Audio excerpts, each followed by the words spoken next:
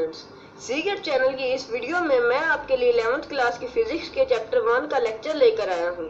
اگر آپ کو یہ ویڈیو اچھی لگے تو اپنے دوستوں کے ساتھ شیئر کریں، لائک کریں اور سبسکرائب کریں۔ تو آئیے چلتے ہیں لیکچر کی طرف۔ بسم اللہ الرحمن الرحیم۔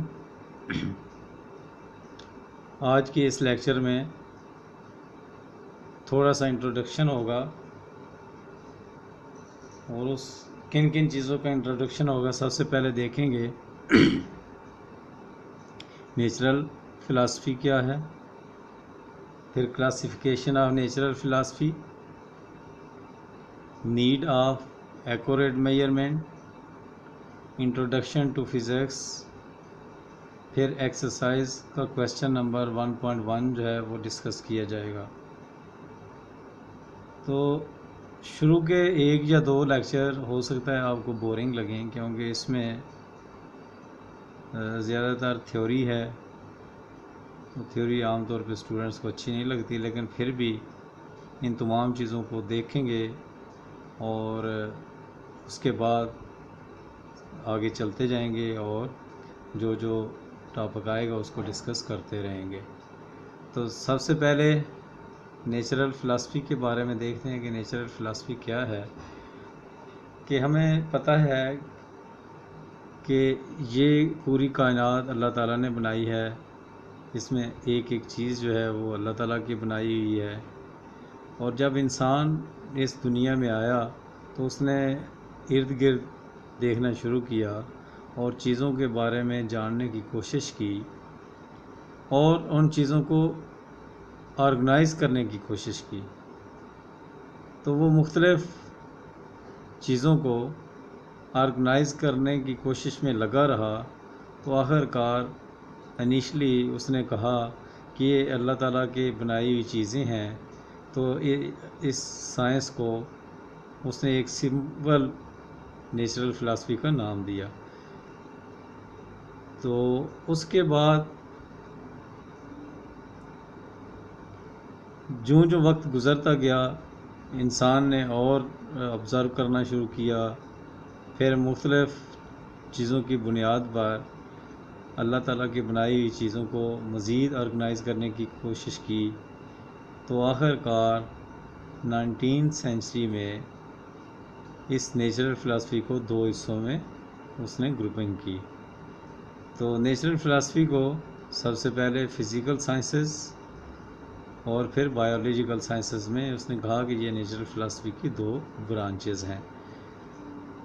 تو فزیکل سائنسز کی جب بات کی جائے تو فزیکل سائنسز میں ان چیزوں کو رکھا گیا جو کہ نان لیونگ تھنگس ہیں، اور بایولوجیکل سائنسز میں ان چیزوں کو رکھا گیا جو کہ لیونگ تھنگس ہیں۔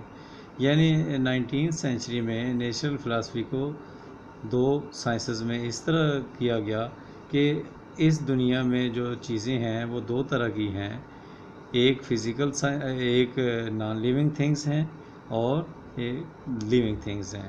تو نان لیونگ تھنگس جو ہے ان کو فزیکل سائنس کا نام دے دیا گیا، اور کہ ان جو لیونگ تھنگس ہیں ان کو بایولوجیکل سائنس کا نام دے دیا گیا۔ تو بایولوجیکل سائنس ایک نیچرل فلاسفی کی یا سائنس کی ایک ایسی برانچ ہے جو کہ لیونگ تھنگس کو ڈیل کرے گی، اور فزیکل سائنس ایک ایسی نیچرل سائنس یا سائنس کی ایک ایسی برانچ ہے جو کہ نان لیونگ تھنگس کو ڈیل کرے گی۔ تو 19 سینچری میں یہ 2 مین برانچز جو ہیں وہ بنی۔ Biological science which deals with the living things and physical science which concern with non-living things۔ اور فزیکل سائنسز میں کیا چیزیں آ جاتی ہیں، کون سی برانچز آ جاتی ہیں؟ Physics, chemistry, astronomy, geology et cetera. تو فزیکل سائنسز کی تمام برانچز میں فزکس ایک ایسی برانچ ہے جو کہ فزیکل سائنس کا ایک بیسک پارٹ ہے۔ تو ہمارا چونکہ ٹاپک جو ہے ہمارا کنسرن جو ہے وہ فزکس کے ساتھ ہے، تو اس لیے ہم ان لیکچرز میں صرف فزکس کو ہی جو ہے وہ اسٹڈی کریں گے. کیمسٹری، اسٹرانومی، جیالوجی یہ الگ برانچز ہیں. یہ ہیں ساری فزیکل سائنسز کی برانچز، لیکن ہمارا فوکس سارا فزکس پہ ہوگا. تو physics is an important and basic part of physical sciences besides its other disciplines such as chemistry, astronomy, geology, etc. تو جب ہم فزکس کی بات کریں گے تو فزکس ایکچولی کیا ہے؟ Physics is an experimental science, یعنی فزکس ایک ایسی سائنس ہے جس میں ہمیں مختلف قسم کے ایکسپیریمنٹس کرنا پڑتے ہیں. جب ہم ایکسپیریمنٹ کریں گے تو ظاہر بات ہے ان کی میجرمنٹ بھی ہوگی، ریڈنگز ہوں گی، تو وہ ساری چیزیں جو ہیں وہ ہم نے نوٹ کرنی ہوتی ہیں. تو اس لیے ضروری ہے کہ جو بھی میجرمنٹ لے لی جائے وہ ایکوریٹ ہو، تاکہ جو بھی ایکسپیریمنٹ کیا جائے اس کے ریزلٹس بہت بہتر آئیں. تو اس لیے نیڈ آف ایکوریٹ میجرمنٹ کا مطلب یہ ہے کہ سائنسز میں جتنے بھی تجربات ہم کریں گے ان میں جو میجرمنٹ ہے اس پہ خاص دھیان دینا ہے، اور اس کو خاص جو طریقے بتائے گئے ہیں اس طریقے سے ہم نے میجرمنٹ لینی ہے، اور جس طریقے سے ریکارڈ کرنے کے جو طریقے بتائے جائیں گے ان کو اس طریقے سے ریکارڈ بھی کرنا ہے. کیونکہ میجرمنٹ جو ہے وہ ایکوریٹ ہوگی تو اس سے ہمارے ریزلٹس جو ہیں وہ بھی ایکوریٹ ہوں گے. تو this chapter emphasizes the need of throughout understanding and practice of measuring techniques and recording skills. تو اس چیپٹر میں جو کہ فرسٹ چیپٹر ہے میجرمنٹ والا، اس چیپٹر میں ہمارا سارا فوکس یہ ہوگا کہ جو بھی میجرمنٹ لینی ہے وہ اس کی ٹیکنیک کیا ہے، کس ٹیکنیک سے میجرمنٹ لینی ہے، اور اس کو ریکارڈ کیسے کرنا ہے. تو یہ دو چیزیں ہم نے پورے چیپٹر میں سیکھنی ہے. تو یہ اس کا تھوڑا سا انٹروڈکشن تھا. اس کے بعد فزکس کے مین فرنٹیئرز یا مین باؤنڈریز کیا ہیں، یا فنڈامنٹل سائنس کی مین باؤنڈریز کی بات کرتے ہیں. تو جب مین باؤنڈریز جو ہیں اس کی بات کریں گے تو وہ مین باؤنڈریز 3 قسم کی ہیں. دا ورلڈ آف ایکسٹریملی لارج، جیسے کہ یونیورس اٹ سیلف، یعنی یہ دنیا بہت بڑی ہے، یہ کائنات بہت بڑی ہے، لیکن ٹیکنالوجی نے ان تمام کائنات کو قریب کر دیا ہے، تمام دنیا کو قریب کر دیا ہے. جیسے ریڈیو ٹیلیسکوپ کی بات کریں تو وہ دور کی انفارمیشن جو ہے وہ ہمیں لا کے دے دیتی ہے. تو دور کی چیزوں کی انفارمیشن جو ہے وہ ہمیں گھر بیٹھے یا ایک جگہ پہ بیٹھے مل جاتی ہے. تو اسی طرح the world of extremely small, جیسے چھوٹے پارٹیکلز ہیں، ایٹم کے پارٹیکلز ہو گئے، electrons, protons, neutrons, mesons and others. ان کے بارے میں بھی جب اسٹڈی کریں گے تو یہ بھی فزکس میں ہم ان کو اسٹڈی کرتے ہیں. تو چاہے دنیا میں بڑی سے بڑی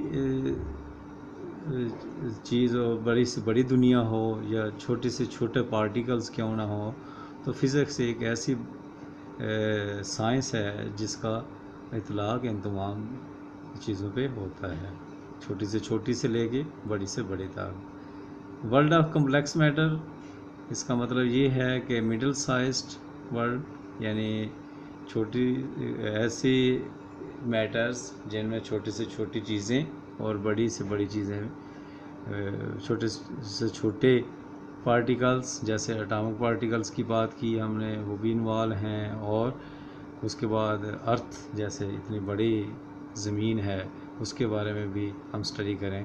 تو یہ کمپلیکس چھوٹی اور بڑی چیزوں کا مکسچر ہے.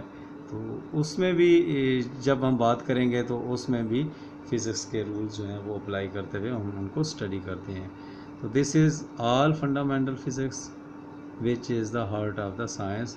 تو جتنے بھی ایریاز ہیں، چاہے the world of extremely large, world of extremely small, the world of complex matter, ان تمام میں فزکس کا بیسک رول ہے.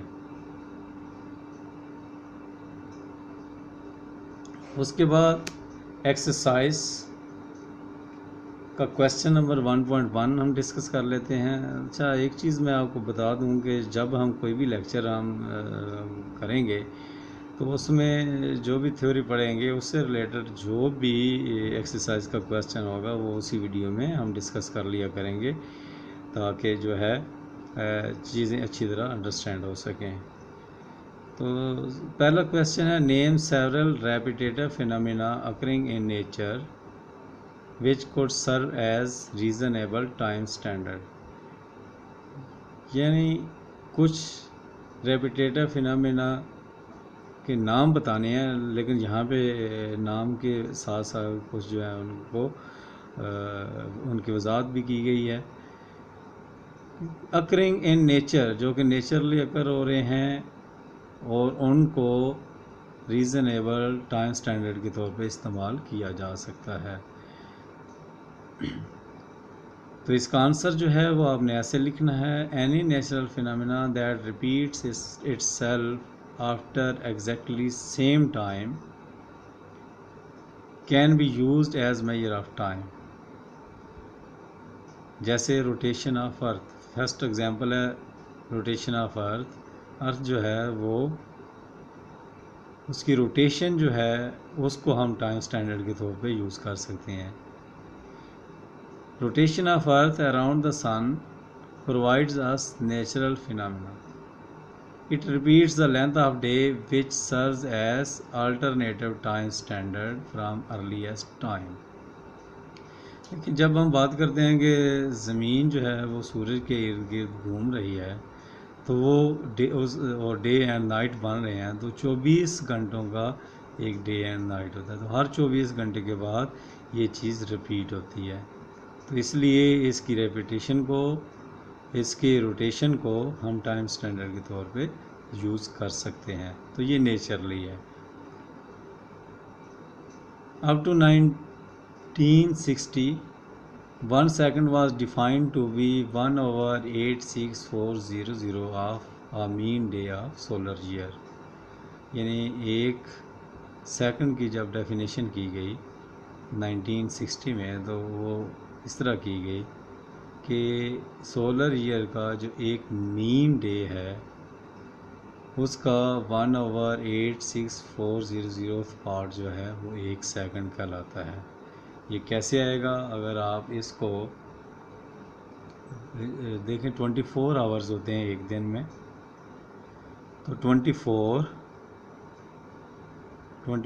ملٹیپلائی بائی 60 پھر ملٹیپلائی بائی 60، تو یہ ایک دن میں سیکنڈز نکل آئیں گے کہ ایک دن میں کتنے سیکنڈز ہیں. وہ کتنے سیکنڈ ہوں گے؟ 86400 سیکنڈز ہوں گے. تو اس کو آپ اس طریقے سے کیلکولیٹ کر سکتے ہیں. یعنی 24 کو 60 سے ملٹیپلائی کریں، 60 سے ملٹیپلائی کریں گے تو یہ منٹس بن جائیں گے. پھر ایک منٹ میں 60 سیکنڈز ہوتے ہیں، تو اس کو 60 سے مزید آپ ملٹیپلائی کریں تو وہ سیکنڈز بن جائیں گے. تو ایک دن میں آپ کے پاس 86400 سیکنڈز آئیں گے. تو اس طرح روٹیشن، ارتھ کی روٹیشن جو ہے اس کو ہم ٹائم سٹینڈرڈ کے طور پہ استعمال کر سکتے ہیں. اس کے بعد چینج آف شیڈو.